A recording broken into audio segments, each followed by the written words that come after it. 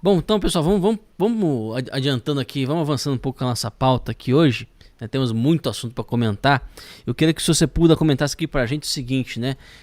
Grupo de 152 bispos da Igreja Católica assina carta crítica ao governo. 152 bispos, se você puder. Eu acho que particularmente nós dois aqui como católicos, né? É, eu não sei de quem, não sei qual que é a religião do Paulo, na verdade, mas nós dois aqui como católicos dói um pouco, né? Ver isso acontecendo. Se você puder, comenta com a gente, por favor. Ô, Ítalo, eu acho que essa notícia, ela saiu em vários órgãos, saiu no Globo, na Correio Brasiliense, enfim, saiu, e a Mônica Bergamo espalhou isso.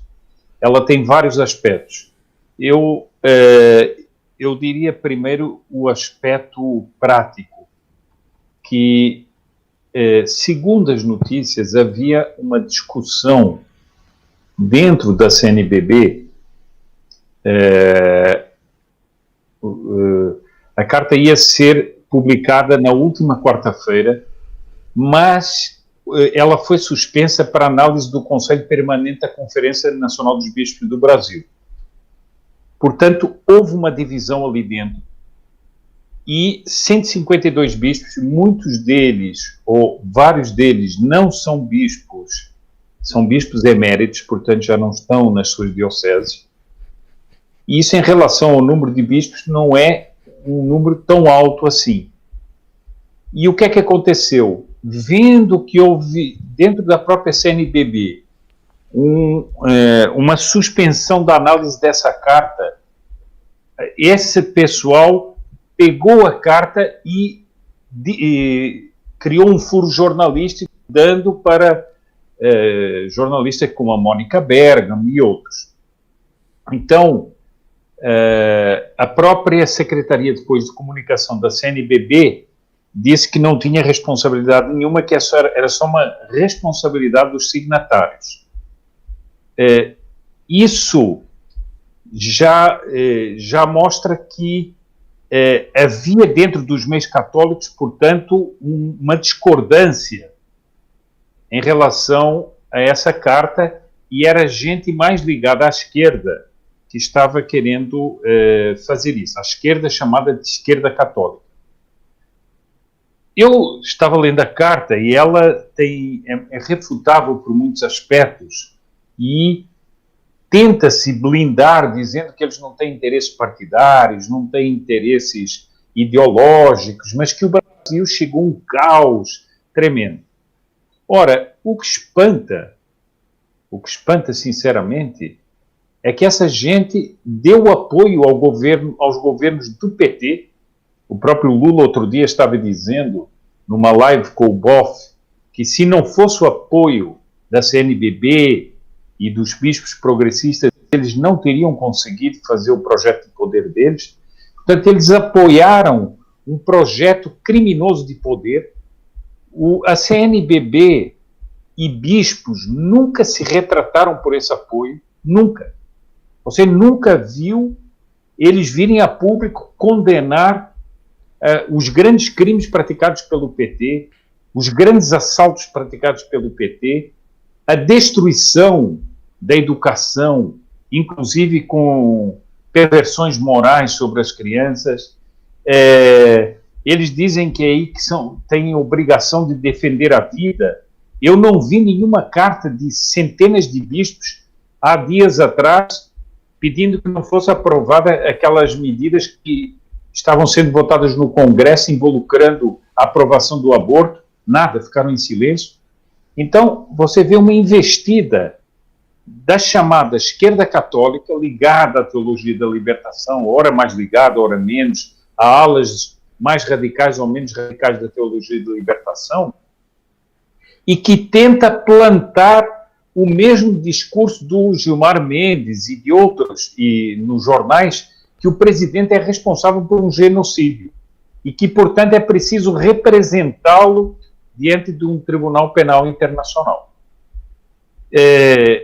Isso, para mim, é é altamente revelador de um dos atores que está nos bastidores há muito tempo e que, de todas as maneiras, vai se mexendo para tentar alterar a realidade dessa emergência do conservadorismo no Brasil, que é exatamente a esquerda católica. Eles são os grandes responsáveis, eles são os que construíram essa opção petista de poder, eles colaboraram com as comunidades eclesiais de base e outras maneiras, eles colaboraram com isso. Não se esqueçam que o Frei Beto era um assessor privado do presidente da República, o Lula, tinha um gabinete ao lado do gabinete dele. O próprio jornal Valor, na época, disse que era a teologia da libertação que tinha subido ao poder. Portanto, essa gente que ficou completamente em silêncio, agora sai numa carta dramática, dizendo que o país nunca teve tão mal, que nunca houve uma tempestade perfeita, que os pobres estão sofrendo porque estão na miséria. Onde é que está essa gente para reclamar, por exemplo, da destruição da economia que fez o PT? Nada. Isso me parece, ao mesmo tempo, me parece o seguinte, um ato de desespero da esquerda, em que eles decidiram jogar uma cartada alta, que é a cartada religiosa, essa cartada com que eles têm enganado tanta gente. Mas, ao mesmo tempo, essa briga que houve dentro da própria CNBB em relação a essa carta, a meu ver, demonstra que há muito tempo não existe mais uma unanimidade dentro dos meios católicos em torno do progressismo. O progressismo católico foi se desgastando diante do público. O progressismo católico foi cada vez mais sendo desvendado e revelado, e com isso ele perdeu força mesmo diante do público católico. Mas essa ala mais radical decidiu dar essa cartada, ainda que seja para mim uma cartada manca, mas mostra, a meu ver, e demonstra, a meu ver, uma das forças principais da esquerda no Brasil é a esquerda católica. São eles um dos principais mentores de toda a marcha da esquerda no Brasil, são eles. E essa manifestação desses 152 bispos, para mim, é reveladora disso. Agora, Sr. Sepúlveda, isso que o senhor está dizendo, isso saiu, inclusive, da boca do próprio Lula, né? O Lula falou numa live com o Leonardo Boff, com todas as letras, né? O PT não teria surgido sem as comunidades eclesiais de base. Na opinião do senhor, eu queria fazer essa pergunta antes de passar a palavra para o Paulo também, né? Na opinião do senhor, o que isso faz, no que isso torna a esquerda brasileira distinta das demais? Não sei se foi clara a pergunta, ou seja, que tipo de impressão isso causa à esquerda brasileira especificamente? Ítalo, eu diria o seguinte, que não só a esquerda brasileira, mas a esquerda da América do Sul. Se você analisar o contexto, por exemplo, dos anos 60, você vê o seguinte, o catolicismo tinha uma força muito grande na opinião pública do Brasil e da América do Sul, e era profundamente impregnado na população. E a população desses países, e agora vamos falar do Brasil concretamente, ela era muito avessa à revolução propriamente, ao ambiente de revolução. O brasileiro não é propenso ao ódio revolucionário, não é propenso à agitação revolucionária. O brasileiro é mais pacato, o brasileiro é mais... e não está na índole do brasileiro esse fermento de ódio que as máquinas revolucionárias espalham. E, portanto, os movimentos revolucionários eram sempre minoritários. Você vê o Partido Comunista, você vê os movimentos guerrilheiros, eles não tinham emprise sobre o público. Eles faziam ações violentas, eles transtornavam a política do país, mas eles não tinham apoio popular propriamente. Quem é que tinha a possibilidade de, usando o prestígio que tinha a Igreja, levar essas pessoas para um apoio digamos, às metas revolucionárias? Seria uma esquerda infiltrada dentro da Igreja, seria uma esquerda católica.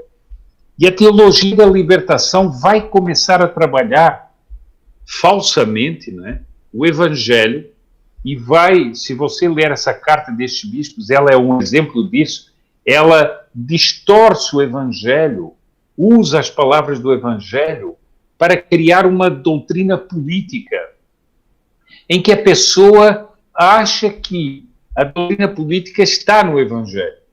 E é isso que eles vão fazer. E a teologia da libertação fez isso.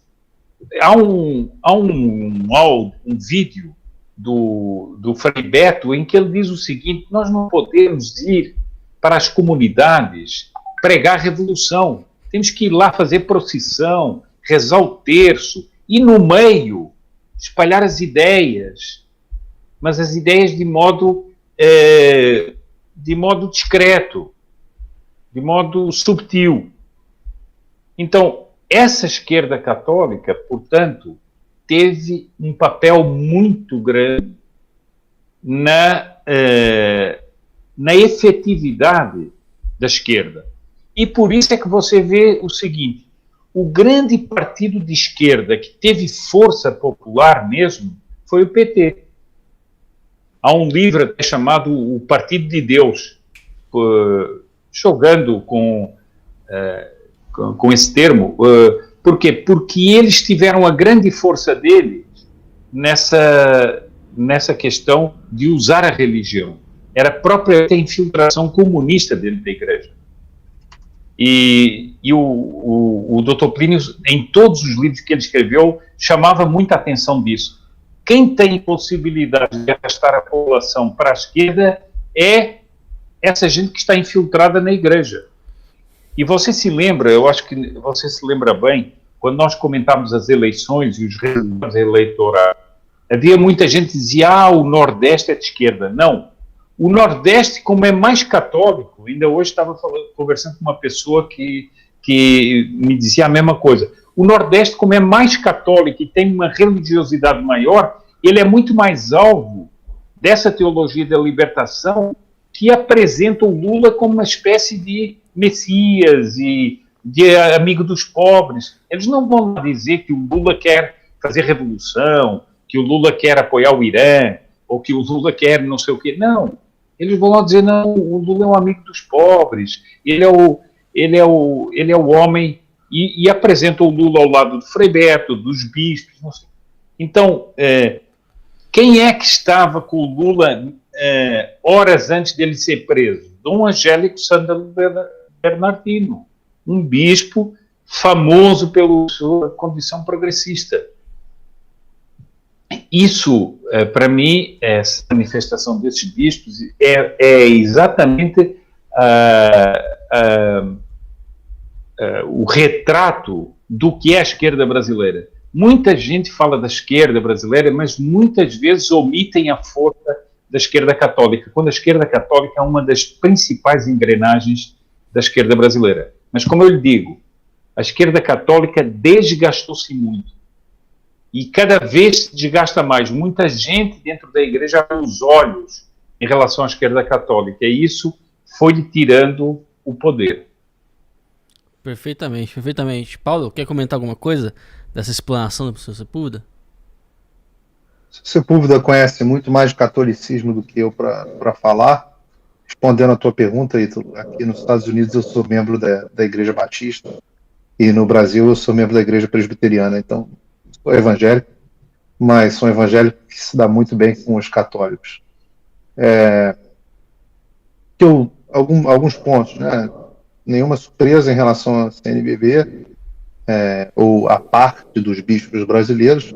como o senhor Sepúlveda falou bem, nunca se arrependeram de terem apoiado o Lula e apoiaram o Haddad em 2018.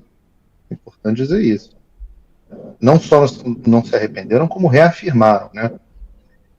Eu tenho para dizer que, como brasileiro, a gente fica muito chateado, porque católicos são a base do Brasil, sempre foram. Eu, inclusive, reputo muito mais a decadência do Brasil, a decadência moral, em parte, dessa cúpula católica e a influência que eles têm, do que qualquer outra coisa. Muita gente fala do avanço comunista por causa dos militares, Golbery, o próprio Olavo fala muito nisso. Eu já tenho uma opinião um pouco diferente. Eu já acho que a infiltração dentro da Igreja Católica foi um dos... Porque foi aqui nos Estados Unidos também, tá? Foi um dos principais componentes para a derrocada moral do Brasil, que mais tarde se traduziu nas urnas e na política, e cujo ápice foi a vitória do Lula. Eu vejo muito isso em instituições católicas fundamentais para o Brasil, que fizeram parte grande da minha vida. Eu não estudei no Colégio Santo Agostinho, no Rio de Janeiro, mas eu tenho grandes amigos que estudaram. Cheguei a cogitar entrar no Colégio Santo Agostinho, mas acabei seguindo um outro caminho. Sempre foi uma grande escola. Hoje eu vejo, virou um centro de indoctrinação da esquerda no Rio de Janeiro. É impressionante. Eu vejo o relato hoje, né, na posição de pai, vejo o relato de colegas pais transtornados com o que aconteceu. Mais perto de casa, eu estudei na PUC do Rio de Janeiro, passei um bom tempo lá, primeiro no jornalismo, depois na economia, foi minha casa, e a PUC hoje não é diferente. Já sentia sinais naquela época de uma festação, no termo correto, uma infestação da esquerda naquela época, e hoje a PUC não é diferente de uma faculdade federal. São instituições católicas, Pontifícia Universidade Católica, né, Colégio Santo Agostinho, são instituições católicas que hoje contribuem com a degradação moral do brasileiro. Degradação moral do brasileiro. A ponto de a referência para a educação ser a Mackenzie e não as PUCs. Então, eu fico muito desapontado com isso. Agora, fazendo um comparativo, aqui nos Estados Unidos, os católicos se cansaram um pouco da esquerda, se cansaram um pouco do Partido Democrata, e você pegar ali a época do Kennedy, do Lyndon Johnson, 80% dos católicos votavam democrata. No início do século XX também o número é esmagador. E hoje é meio a meio. Parece que na última eleição, os católicos ainda... Eu nunca vou conseguir entender isso, mas a diferença diminuiu. Os católicos votaram algo como 47, 45 em favor da Hillary Clinton. Mas a coisa ficou um pouco mais dividida. Eu não sei como é que um católico pode votar numa pessoa abortista. Me escapa a capacidade de compreensão. Mas, enfim, são essas as considerações que eu tenho para fazer. De fato, não. Como um católico consegue... Porque veja você, né? O Hilaire Belloc dizia que as heresias subsistem pelas verdades que guardam, né? Eu consigo até imaginar por que um católico consegue se deixar seduzir pelo discurso de caridade, de preocupação com o pobre, né? Tudo isso digamos, até compreensível, né? Que um católico, um cristão de modo geral, na verdade, né? Possa aderir, possa se deixar seduzir, né? Achando que isso aí, na verdade, é só uma aplicação mais radical de uma obrigação que é própria do cristão, que é o da caridade, que é o do cuidado com o despossuído, etc, né? Agora, como é que um católico, né? Um cristão de modo geral, né? Mas um católico em específico, porque o católico há a condenação de excomunhão para quem apoia o aborto, né? Como é que um católico consegue conciliar na própria consciência, né, o catolicismo e o apoio a uma pessoa abertamente abortista, isso me escapa completamente. Completamente. Eu não consigo imaginar como é que uma pessoa consegue fazer essa conciliação. Se você consegue imaginar como é que isso pode se dar na psique de um ser humano? Bom, a primeira coisa é que esses eclesiásticos vão dizer o seguinte: olha, isso é verdade, mas não se preocupe muito, que não é bem assim. Eles vão dar uma explicação, pois isso não é coisa tão imediata. O imediato é que nós temos que barrar essas pessoas que oprimem os pobres. Toda a doutrina é em nome dos pobres, em nome da... Tanto é que você vê o seguinte, você vê muitas ações contundentes da CNBB contra o aborto no Brasil? Não vê. Você vê alguns sacerdotes como... Me permita, aqui nos Estados Unidos a situação do aborto é muito mais séria, porque são 650 mil bebês assassinados todos os anos. Eu diria o seguinte: a situação do aborto nos Estados Unidos é o tema mais importante da política mundial. Não existe nada tão abjeto no mundo quanto você matar 650 mil bebês todos os anos. Não existe nada, não interessa, nenhum outro assunto interessa. Nenhum, juro, colocando as coisas nas suas devidas proporções, nenhum outro assunto interessa. Não interessa liberdade de expressão, não interessa porte de arma, não interessa distribuição de renda, não interessa economia, não tem nenhum outro assunto mais importante do que, meu Deus do céu, tem 650 mil bebês sendo assassinados todos os anos com autorização do Estado. É diferente da situação no Brasil, onde, claro, tem muito aborto no Brasil, os abortos, mas não é uma política de Estado. Aqui, se você... com o dinheiro do Planet Parenthood, com dinheiro público, o Planet Parenthood, que é uma ONG que ajuda as mães a fazerem aborto, o aborto é financiado com dinheiro do pagador de imposto. Então, o sujeito que vota na Hillary Clinton, ou no Joe Biden, ou no Barack Obama, ele está financiando o assassinato, o extermínio de 150 mil bebês. Não tem nenhum outro, de novo, nenhum outro assunto mais importante que esse. Me escapa, e nesse ponto, de novo, eu sou evangélico, mas os grandes influências católicas na minha vida, aí no Brasil, Padre Paulo Ricardo sempre foi influência grande para mim, sempre acompanhei. A minha mulher, que era uma evangélica um pouco mais dogmática, digamos assim, eu sou bem pouco dogmático. A minha mulher, que era mais dogmática, o Padre Paulo Ricardo começou a gostar. O meu evangelista aqui, talvez predileto, é o Bishop Barron, Robert Barron, aqui nos Estados Unidos. Eu assisto tudo dele, canso de compartilhar as coisas. Isso não é um tema religioso. Mas, pelo menos aqui, o voto evangélico é coisa de 80% no candidato republicano. Bom, não interessa nenhum dos outros temas.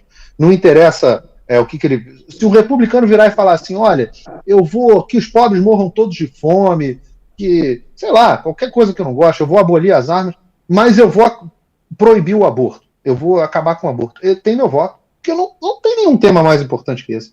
Eu não sei se vocês discordam ou concordam. Desculpa ter te interrompido, só para dar esse dado dos 650 mil por ano.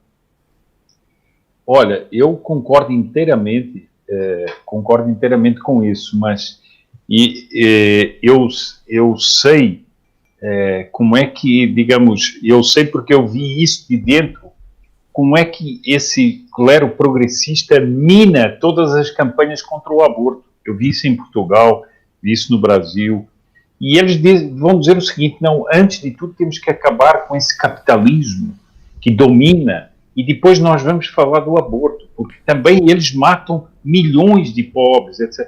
Então, o discurso cúmplice, no fundo, que é cúmplice, não é?